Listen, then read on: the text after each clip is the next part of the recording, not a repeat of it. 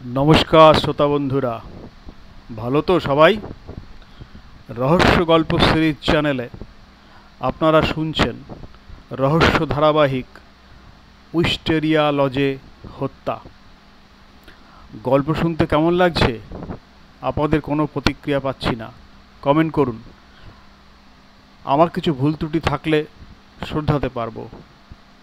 আগের পর্বে আমরা দেখলাম হোমস, ওয়াটসন এবং ইন্সপেক্টর বেনেস খুনের তদন্তের জন্য উইস্টেরিয়া লজে পৌঁছেছেন, কিন্তু লজের শোবার ঘরগুলি তল্লাশি করে ফেলে যাওয়া কিছু জামাকাপড় ছাড়া আর কিছুই পাওয়া যায়নি। জামাকাপড়গুলির মধ্যে মার্কস অ্যান্ড কোম্পানির ছাপ ছিল। তারপর অনুসন্ধান করে জানা গেছে খদ্দেররা খুব ভালো, বাস এইটুকু ছাড়া মার্কস কোম্পানি আর কিছুই জানে না। টুকিটাকি জিনিস, কয়েকটা পাইপ, ফরাসি ভাষায় লেখা দুটি উপন্যাস, একটা সেকেলে পিন ফায়ার রিভলভার, একটা গিটার, ব্যক্তিগত সম্পত্তি বলতে এটুকুই। মোমবাতি হাতে বেনেস এঘর ওঘর ঘুরে এসে বলল, এখানে কিছুই নেই। হোমস সাহেব, চলুন এবার রান্নাঘরটা দেখি। বাড়ির পিছন দিকে একটা অন্ধকার উঁচু সিলিংয়ের ঘর, এক কোণে কিছু খড় বিছানো, সম্ভবত রাঁধুনির বিছানা। টেবিলের উপর অর্ধভুক্ত খাবারের নোংরা প্লেট স্তূপ করা। এটা একবার দেখুন তো, বেনেস বলল। তাকের পিছনে দাঁড় করানো এক অদ্ভুত বস্তুর দিকে মোমবাতি তুলে সে দেখালো। সেটা এতই কুঁচকে ও শুকিয়ে গেছে যে বোঝা শক্ত ওটা কী। বস্তুটা কালো ও চামড়ায় তৈরি একটা বামনাকৃতি মানুষের অবয়বের আদল। প্রথমে মনে হলো এটা একটা নিগ্র শিশুর মমি, পরে মনে হলো একটা পাকানো প্রাচীন বাঁদর।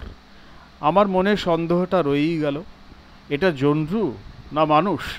তার মাঝ বরাবর সাদা ঝিনুকের একটা ডবল পট্টি জড়ানো। অশুভ মৃতদেহটা দেখে হোমস বলল, বেশ ইন্টারেস্টিং। এমন আর কিছু আছে নাকি? নর্দমার কাছে গিয়ে বেনেস নিচের দিকে মোমবাতিটা এগিয়ে ধরল। একটা বড় সাদা পাখিকে পালক সমেত নৃশংসভাবে টুকরো টুকরো করে ছিঁড়ে তার অঙ্গ প্রত্যঙ্গ এবং ধড় নর্দমার উপর ছড়িয়ে ফেলা হয়েছে। হোমস কাটা মাথার ঝুঁটিগুলো দেখিয়ে বলল, এটা একটা সাদা মোরগ। খুব ইন্টারেস্টিং। সত্যি এটা এক অদ্ভুত কেস। বেনেস নর্দমার নিচ থেকে একটি দস্তার বালতি উঠিয়ে আনলো, তার মধ্যে অনেকটা রক্ত। তারপর টেবিল থেকে একটা বারকোষ নিয়ে তার মধ্যে পোড়া হাড়ের টুকরোগুলো ভর্তি ছিল। কিছু একটাকে হত্যা করা হয়েছে আর অন্য কিছুকে আগুনে পোড়ানো হয়েছে। একজন ডাক্তার ডেকে পরীক্ষা করা হয়েছে, তিনি বলেছেন এটা মানুষ নয়।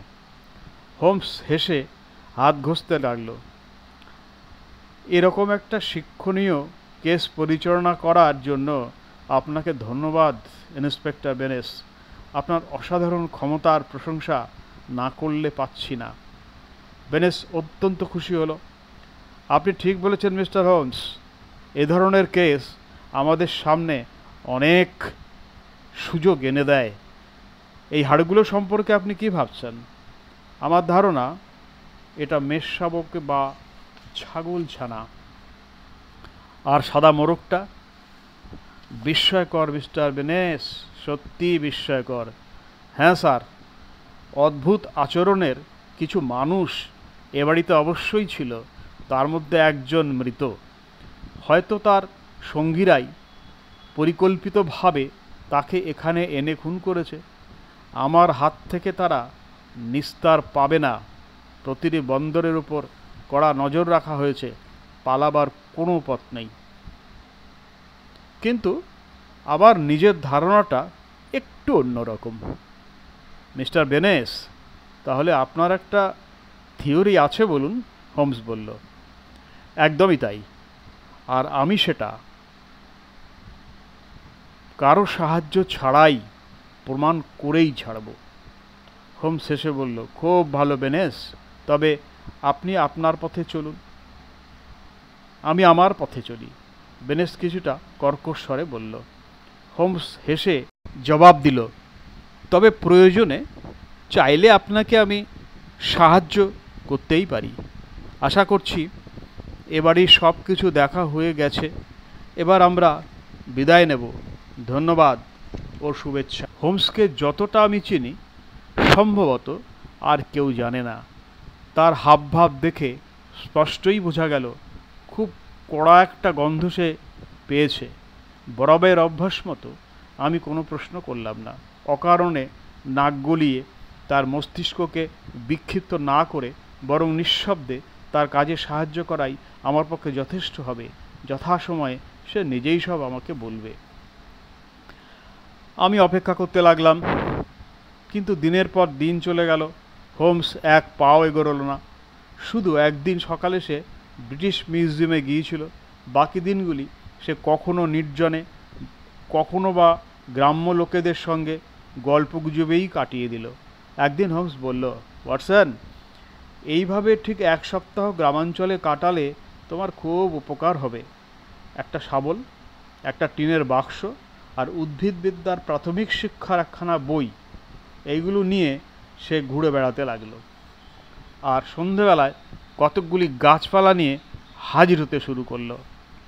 মাঝে মাঝে বেনেসের সাথে দেখা হতো।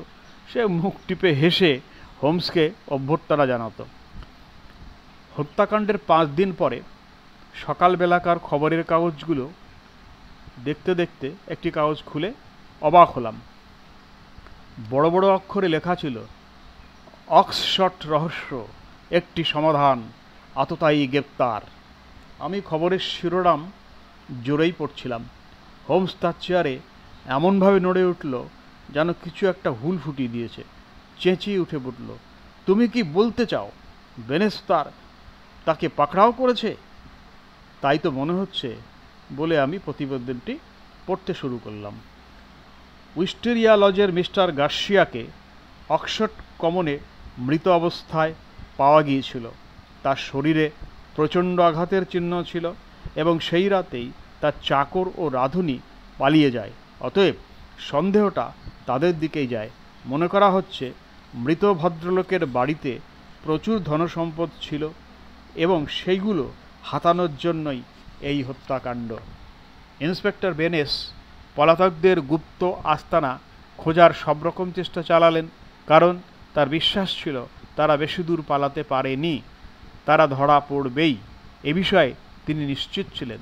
তদন্তে জানা গেছে রাঁধুনিটির চেহারা দেখবার মতো। একটি দীর্ঘদেহী, ভয়ঙ্কর দর্শন, শঙ্কর কাফরি। হত্যাকাণ্ডের পরদিন সে উইস্টেরিয়া লজে আবার এসেছিল, যাকে দেখে কনস্টেবল ওয়াল্টার্স ভয় পেয়েছিল। সে আবারও আসতে পারে এই ভাবনা থেকে বাড়িটা ছেড়ে দিয়ে একদল লোক নিয়ে ঝোপঝাড়ে অপেক্ষা করছিল ইন্সপেক্টর বেনেস। সে ফাঁদে পা দিল এবং একটা সংঘর্ষের পরে তাকে আমরা গ্রেপ্তার করতে পেরেছি। টুপিটা হাতে নিয়ে হোমস বলল, সত্যি আমাদের এখনই বেনেসের সাথে দেখা করতে হবে। গ্রামের পথ ধরে আমরা দ্রুত হাঁটতে লাগলাম। সেখানে পৌঁছে দেখলাম ইন্সপেক্টর সবেমাত্র বেরোতে যাচ্ছে। একখানি কাগজ এগিয়ে দিয়ে সে বলল, কাগজটি নিশ্চয়ই পড়েছেন মিস্টার হোমস? হ্যাঁ, দেখেছি বেনেস, কিন্তু বন্ধু হিসেবে আপনাকে আমি একটু সতর্ক করে দিতে চাই। কিসের জন্য সতর্ক মিস্টার হোমস? কেসটি খুব যত্নের সঙ্গে আমি স্টাডি করেছি। আপনি যে সঠিক পথে এগোচ্ছেন তা আমার মনে হয় না। সুতরাং খুব নিশ্চিত না হয়ে আপনি এগিয়ে যান, এটা আমি চাই না। আপনি খুব সদয় মিস্টার হোমস, আমি আপনার ভালোর জন্যই কথাটা কিন্তু বললাম। কিন্তু আমরা স্বাধীনভাবে নিজের মতো কাজ করব, এ বিষয়ে আমরা একমত হয়েছিলাম। আমি কিন্তু তাই করছি। ও ঠিক আছে, হোমস বলল, পরে আমাকে দোষ দেবেন না যেন। না স্যার, আমি জানি আপনি আমার ভালোই চান, কিন্তু মিস্টার হোমস, আমাদের সবারই কাজের পদ্ধতি একরকম নয়। প্রত্যেকেরই একটা নিজস্বতা আছে। অতএব এ বিষয়ে আর কোনো কথা নয়।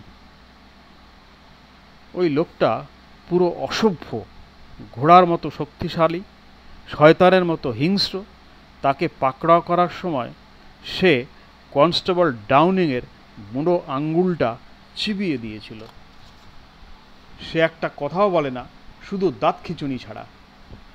সেই যে মনিবকে খুন করেছে, তার কোনো প্রমাণ আপনি পেয়েছেন কি মিস্টার বেনেস? সে কথা তো আমি বলিনি মিস্টার হোমস। আপনি আপনার পথে চলুন, আমি আমার পথে চলব। আমরা দুজনে চলে এলাম। লোকটাকে ঠিক বুঝতে পারছি না, হোমস বলল। এত জোরে হাঁটছে, আছাড় না খায়। এই ইন্সপেক্টর বেনেসের মধ্যে এমন কিছু একটা আছে, আমি বুঝতে পারছি না। বুলে এসে ঘরে ফিরে বসে হোমস বলল, ওয়াটসন, ওই চেয়ারটায় বসো। সমস্ত ব্যাপারটা তোমাকে শোনাতে চাই। আজ রাতে তোমার সাহায্যের আমার দরকার হবে। মূল বিষয়ে যদিও কেসটা বেশ সরল, কিন্তু কাউকে গ্রেপ্তার করার ক্ষেত্রে অনেক সব বাধা আছে।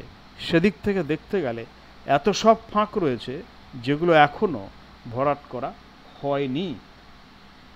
মৃত্যুর দিন রাতে গার্সিয়ার হাতে যে চিরকুট দেওয়া হয়েছিল সেটা থেকেই শুরু করছি। প্রথমত, গার্সিয়ার চাকররা এ ঘটনায় জড়িয়ে আছে বেনেসের যেই ধারণা সেটা বাতিল করা যাক। স্কট একলসকে বাড়িতে এনে রেখে একটা অ্যালিবাই তৈরির ব্যবস্থা গার্সিয়া নিজেই করেছিল। সুতরাং নিশ্চিতভাবেই তার নিজেরই কোনো পরিকল্পনা ছিল। অবশ্য সেটা ভালো কিছু নয়, কিন্তু সেই পরিকল্পনা সম্পূর্ণ করতে গিয়েই সে মারা পড়েছে। তার মনে যে মতলবটা ছিল সেটা যে ভালো ছিল না তার প্রমাণ অ্যালিবাই তৈরি করা। প্রশ্ন হলো, গার্সিয়াকে হত্যা করা কার পক্ষে সম্ভব? নিশ্চিতভাবেই সেই ব্যক্তি যার বিরুদ্ধে সে খারাপ মতলবটা এঁটেছিল। এই পর্যন্ত আমরা সঠিক রাস্তাতেই আছি তাই আমার মনে হচ্ছে। এখন জানতে হবে গার্সিয়ার চাকর বাকররা অদৃশ্য হলো কেন। সেই অর্থে এই অপরাধের ভাগীদার তারা সকলেই। যদি গার্সিয়া তার মতলবটা সাফল্য পেত তবে সে ঠিক সময়ে ফিরে আসতো। কোনো সন্দেহ দেখা দিলে স্কট একলসের সাক্ষ্যে তা টিকত না, সব ঠিক হয়ে যেত। কিন্তু পদক্ষেপটা খুব সাংঘাতিক। তাই ঠিক ছিল যদি নির্দিষ্ট সময়ের মধ্যে গার্সিয়া ফিরে না আসতে পারে তবে ধরে নেওয়া হবে সে নিজেই বলি হয়েছে। তখন তার নিজস্ব লোক দুটি, যাদের পরিচয় চাকর হিসেবে দেওয়া হয়েছে, পূর্ব ব্যবস্থা মতো তারা কোনো একটা গোপন জায়গায় চলে যাবে, পুলিশের ধরাছোঁয়ার বাইরে। সময় সুযোগ মতো মতলবটা তারাই হাসিল করতে পারবে। এতে তো পুরো ঘটনাটার একটা বিশ্বাসযোগ্য ব্যাখ্যা পাওয়া গেল, তাই নয় কি? সমস্ত জটিল বিষয়টা এবার আমার কাছে সরল হয়ে গেল। কিন্তু একটি চাকর ফিরে এলো কেন, আমি প্রশ্ন করলাম। আমার ধারণা তাড়াহুড়ো করে পালাতে গিয়ে বিশেষ কোনো মূল্যবান বস্তু সে ফেলে গিয়েছিল। সেটা ফিরে পাওয়ার জন্য সেই ঝক্কিটা নিয়েছিল। বেশ, তারপর খাবার সময় গার্সিয়ার কাছে একটা চিরকুট এলো। তাতে প্রমাণিত হয় এ কাজে বাইরের কেউ তার অংশীদার ছিল। এখন প্রশ্ন হচ্ছে, বাইরেটা কোথায়? আগেই বলেছিলাম যে নিশ্চয়ই কোনো বড় বাড়ি হবে, আর বড় বাড়ির সংখ্যা এখানে খুবই কম। এই গ্রামে আসার পর আমি প্রথম কয়েকদিন ঘোরাঘুরি করে উদ্ভিদ চর্চা করেছি এবং সেই ফাঁকে বড় বড় বাড়ি প্রায় সবগুলোকেই ঘুরে ঘুরে দেখেছি এবং তার বাসিন্দাদের সমস্ত খোঁজখবর নিয়েছি। তাদের মধ্যে একটি মাত্র বাড়ি বারবার আমার দৃষ্টি আকর্ষণ করেছে এবং সেটা হলো হাই গেবলসের প্রাচীন বিখ্যাত জ্যাকারিয়া খামার বাড়ি। বাড়িটা অক্সফোর্ডের দিকে মাইলখানেক দূরে এবং ঘটনাস্থল থেকে আধ মাইলেরও কম দূরে। অন্যান্য বাড়ির মালিকগুলো স্বাভাবিক জীবনযাপন করে, কিন্তু হাই গেবলসের মিস্টার হেন্ডারসন একটু অন্যরকম। একটা বিচিত্র অভিযান তার পক্ষেই সম্ভব, তাই তার উপর নজর রাখতে শুরু করলাম। জানোয়ারসন লোকটি ভীষণ অদ্ভুত। একটা ছুতো করে তার সঙ্গে দেখা করেছিলাম, কিন্তু তার কালো গর্তে বসা উৎকণ্ঠিত দৃষ্টি দেখেই বুঝতে পেরেছিলাম আমার আসল উদ্দেশ্যটা সে ধরে ফেলেছে। বছর 50 বয়সের এক সুঠাম মজবুত গড়নের এক মানুষ, হরিণের মতো পদক্ষেপ, কিন্তু সম্রাটের মতো আচরণ। লোকটা হয়তো বিদেশি, মুখটা হলদে ও নিরস। তার বন্ধু ও সেক্রেটারি মিস্টার লুকাস নিঃসন্দেহে একজন বিদেশি। আজ এই পর্যন্ত।